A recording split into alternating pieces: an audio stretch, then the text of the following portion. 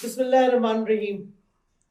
Today, I have a very important message to convey to the international community's human rights organizations, including the UN Human Rights Council, the UN High Commissioner for Human Rights, and various human rights special rapporteurs, as well as human rights organizations like Amnesty, Human Rights Watch, and a number of other organizations that exist in different states, especially in Western democracies. Pakistan has been undergoing what can only be described as a creeping fascism in the country since April 2022, and it has gotten worse as every day has passed. We have written countless letters drawing attention to the special rapporteurs, to human rights organizations, and the UN High Commissioner for Human Rights, as well as the UN Human Rights Council, informing them of these violations. Because we have to remember, Pakistan's constitution guarantees fundamental rights to all its citizens.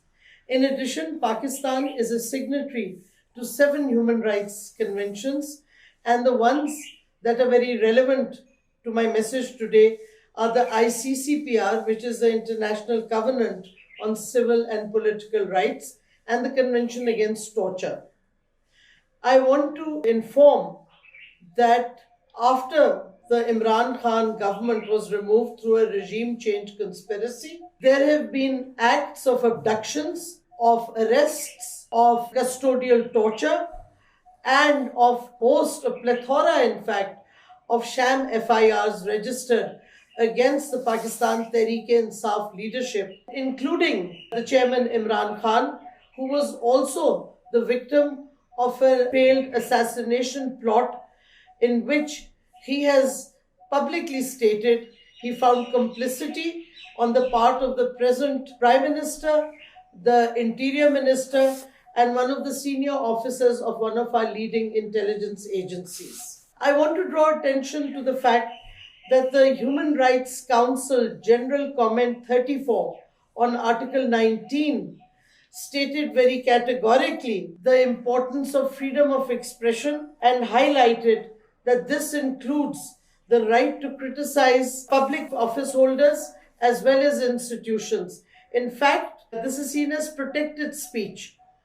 But the government of Pakistan and the state of Pakistan, sadly, have been consistently violating Article 19, especially within the context of General Comment 34 of the Human Rights Council. For example, Senator Azam Swati was abducted and subjected to custodial torture. Relevant proofs have been submitted to all the special rapporteurs plus the Human Rights Council, as well as conveyed to Amnesty and Human Rights Watch. He was not just abducted and then subjected to custodial torture. Doctored video was made of him and his wife, and that was then sent to his wife, who is a very private person, and traumatized the family. He was then rearrested again, and we have this strange farce of FIRs being registered across different parts of Pakistan, and then the leadership being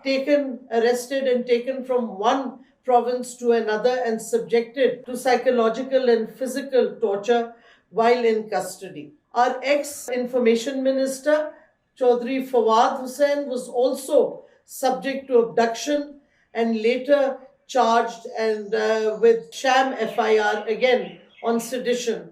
In fact, charges of sedition, terrorism, mutiny have become commonplace in trying to target the PTI leadership. In addition to that, the chairman of the party now has 76 FIRs registered against him, including charging him with terrorism and sedition. All this is happening because the party leadership has been criticizing the regime change that took place, criticizing individual members of the state and the establishment, as well as government officials. All this is our right, as Pakistan is a state party to the ICCPR and the Convention Against Torture. And as I said earlier, General Comment 34 sees criticism of public office holders and institutions as protected speech. What I find very surprising is that there is almost no reaction, to very little reaction,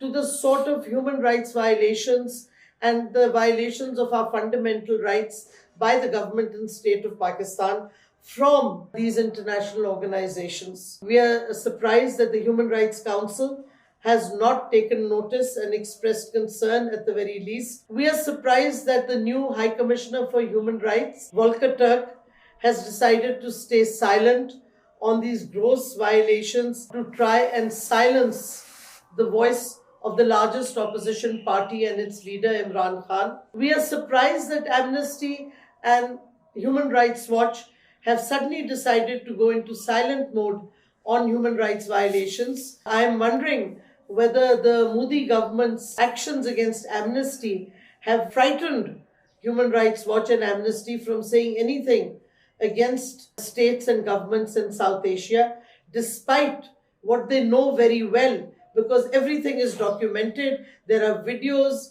there are tweets, there's information on social media in abundance. And I also want to point out that since the regime change took place in Pakistan, journalists who have criticized the status quo have also been subjected to abductions, arrests, torture, and even murder. Arshad Sharif, the journalist, was forced to flee the country and was eventually murdered brutally in Kenya. So the fact of the matter is that at the moment, there is no democracy left whatsoever in Pakistan.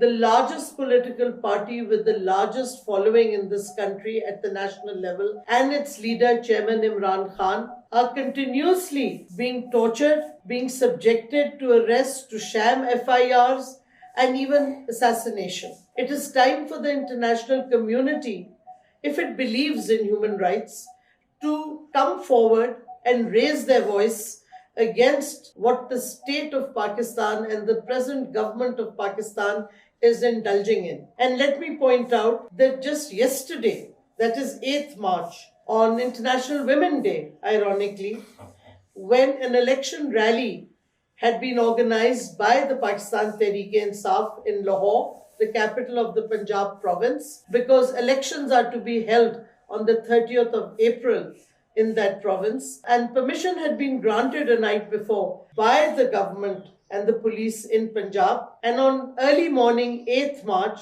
we saw hundreds of policemen come with water cannons, with tear gas, and attack especially the women who were preparing to lead the march, because it was International Women's Day, and also our workers. All of our workers have always been unarmed, because it is our tradition in our party where families come and join our rallies and our protests. So never have we had armed workers coming in to our rallies or to our protests. And a reign of terror was unleashed by the Punjab police against our workers. And one of our workers, who was first taken into custody, was later murdered while in police custody.